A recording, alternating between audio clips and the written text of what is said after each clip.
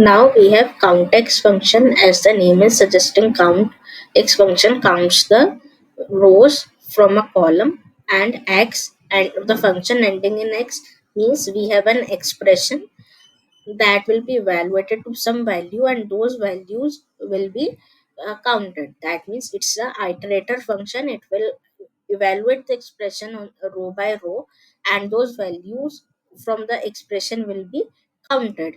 So that's what I have written over here. COUNTX function counts the number of rows that contains a non-blank value when evaluating an expression over a table, and this function is also called as iterator function because it evaluates the expression row by row in the table.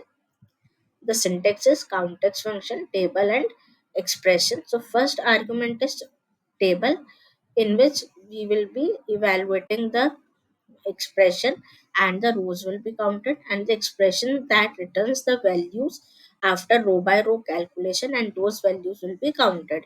It returns an integer value. It only counts values, numeric values, dates, or strings. It does not support booleans, that is true or false. And if we have no records or no rows to count, it will return a blank. And this function is not supported for use in direct query mode if it is used in calculated column or RLS. Now let's suppose I have this orders table, and inside this orders table I have this profit, and inside this profit I have some negative values and positive values. The negative values means I have some loss, and positive values means I am making profit.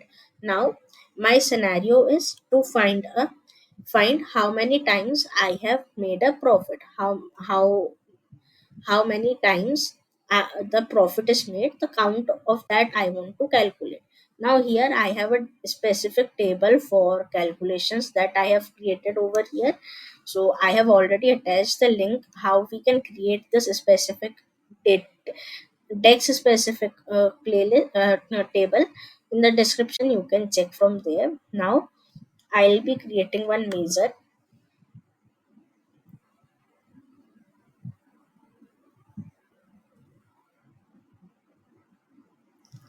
Here let me give the name of this expression is number of times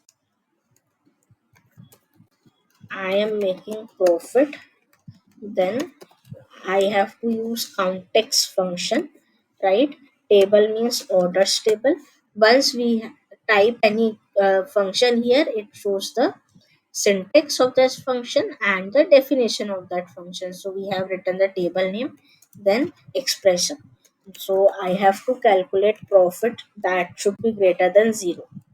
Now, this expression will result in boolean true or false, and our function does not count boolean values. So let's check whether it will be counting or not. So inside a card, maybe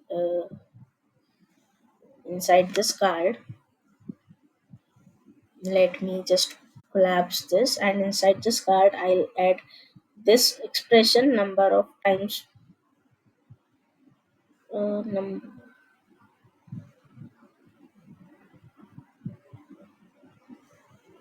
yeah, this is the uh, function I have created. So this it is showing error. Why? Because it does not count work with boolean value, so I need to fix this expression. So how do can I do that? I can just use if condition inside it.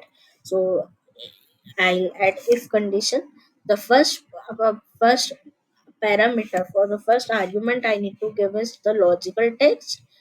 After that, I have to give the true result, that is 1, and the false result I'll be keeping as blank.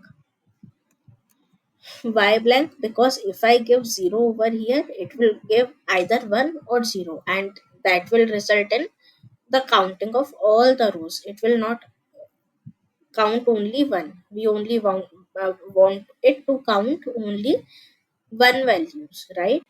And as I told you that it does not count blank values, so wherever the profit is less than 0, it will be giving that as blank. So blank counts will be is kept. So all the one values will be counted, and one will be the result for all the positive profits. That's our scenario. So if I just commit it, it will give me the result 8058. So if we verify it for the orders table, the profit number of times, number of rows we have is 994 rows, right? And the number of times we are making profit is 8058, that the profit, right? So this is how we used to calculate we used to calculate using COUNTX function, and this is the way how we used to handle blanks and values that we need to count using COUNTX function. So we need to keep in mind which function